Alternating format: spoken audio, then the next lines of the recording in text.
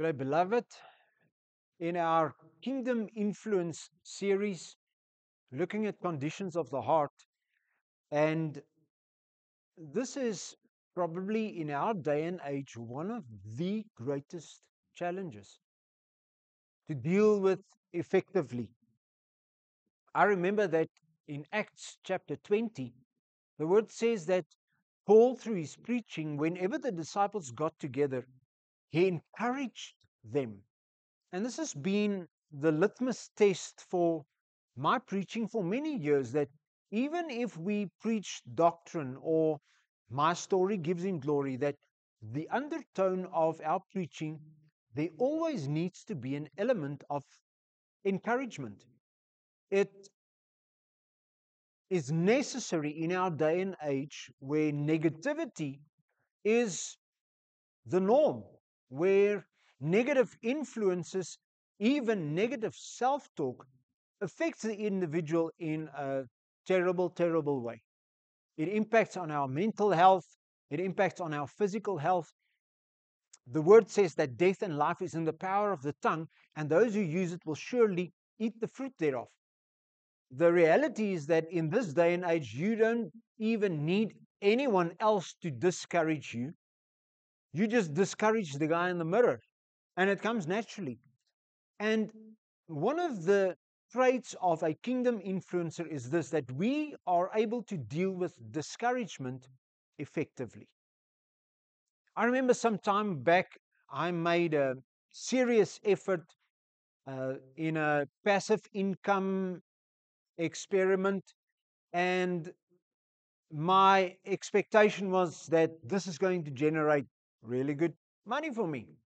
The reality is that the disappointment and the subsequent discouragement because of this, because it was just a failed attempt, left me in a space where I said to myself, I'm just not going to try that again.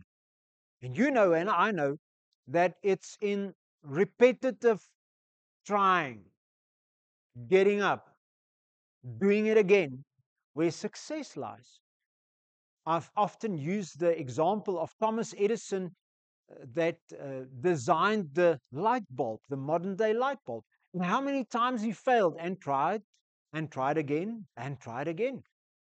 And if we are to influence our life space with the kingdom culture, this is the reality. We need to be able to deal with discouragement effectively.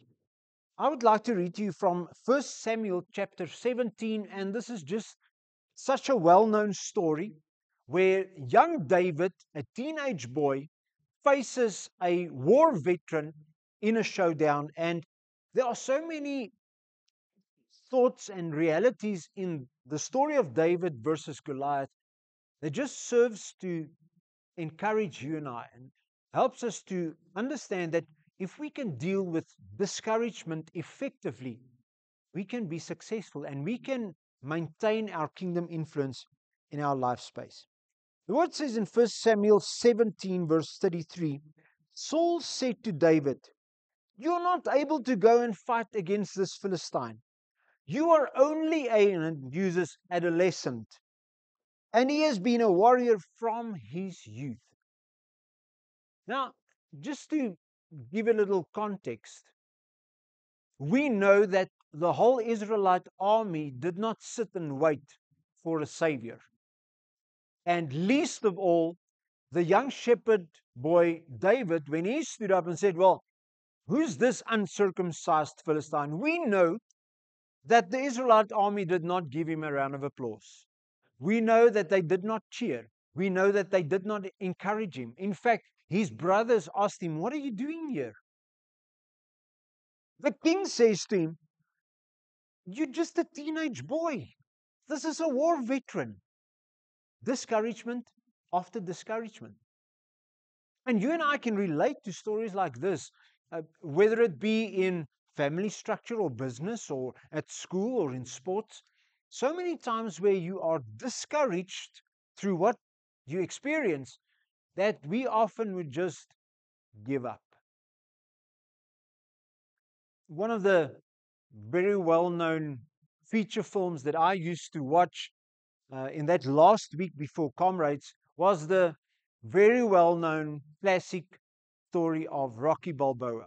And I would just embrace the moment and look at his passion and persistence and courage, and it would just inspire me. And there are phrases from that feature film that just resonates with me, and I've carried them with me for years. I would say some of those phrases to myself. One of them being, it's not how many punches you can take, it's how many punches can you take and keep moving forward. And that's exactly what happens with us in discouragement.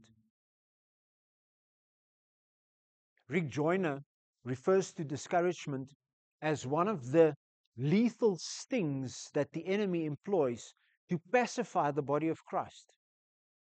Discouragement, despair, disorientation, lack of vision.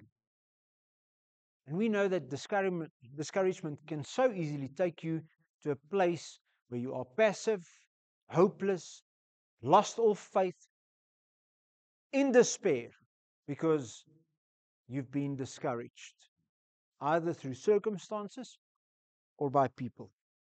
I want to read to you, if that's you, if you can resonate, if you can identify with this. Verse 34 from 1 Samuel 17, and please excuse me, I'm going to read to you. You're welcome to read with. David said to Saul, your servant kept his father's sheep, and then there came a lion and again a bear, and took a lamb out of the flock. I went out after it and smote it, and delivered the lamb out of its mouth. And when it arose against me, I caught it by its beard and smote it and killed it. Now, David tries to give the king his CV. Your servant killed both lion and bear, and this uncircumcised Philistine shall be like one of them. Okay, David, hold your horses. You're still a teenage boy.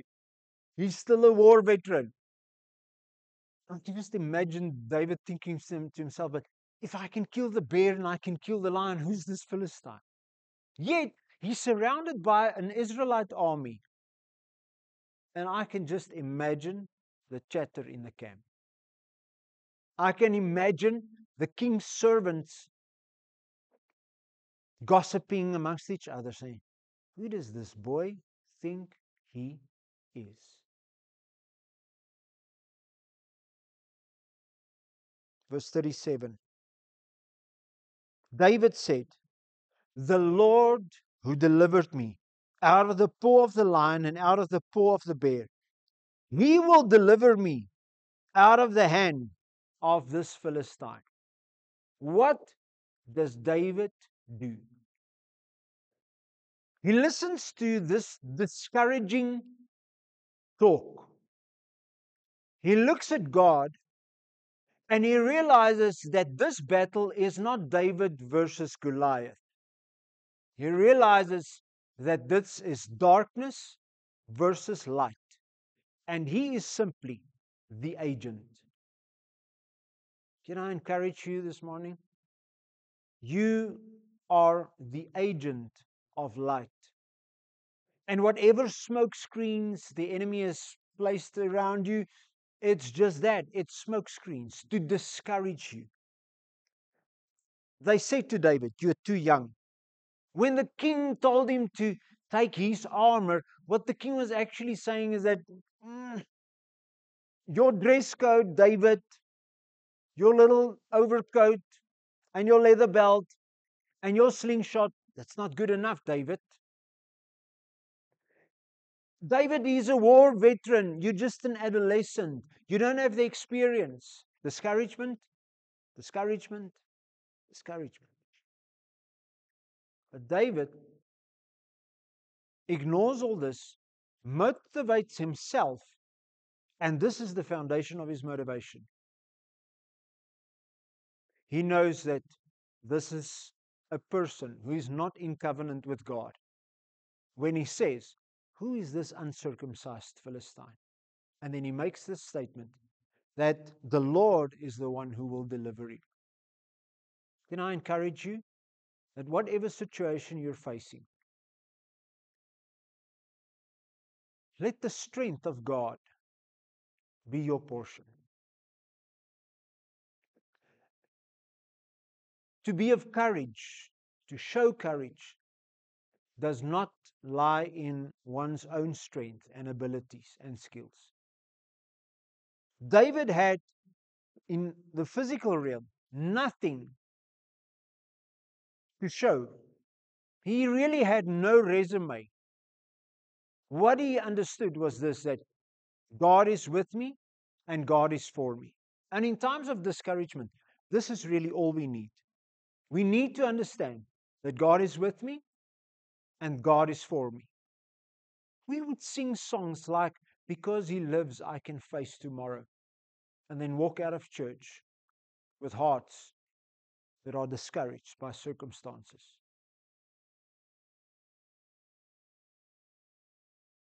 We would sing, "I'm no longer a slave to fear." Yet our discouragement went further and it became fear, fear of failure. Can I encourage you with this? Shake it off. Shake it off. There's been many times in my life, personally, in sports, in ministry, where I had to say to myself, keep moving forward. Keep moving forward. And I want to encourage you, let David's story serve as an example that you don't need to rely on your own strength and own power. And even if there are voices that discourages you, know this, that God is with you and God is for you. And that makes everything possible. My late father had this saying, he would say, "There's never a hopeless situation, only hopeless people." And may you and I find courage and strength from the word. In closing, God says to Joshua in an angelic visitation, "Be strong and very courageous and do not fear." May I pray, trust that God, like with Joshua, that God will encourage you through His Spirit and through His Word. Just a friendly reminder. You will not find encouragement that compares even closely on social media or anywhere else like this. If you read, "The Lord is my strength and my salvation," it's not just a statement. It's not empty words from a guru. It's the life-giving Word of God that is driven and empowered by the Holy Spirit. And when you read a scripture like that, there is essence, there's truth, there's reality to it. And the Holy Spirit will use those biblical truths to encourage you. God bless you.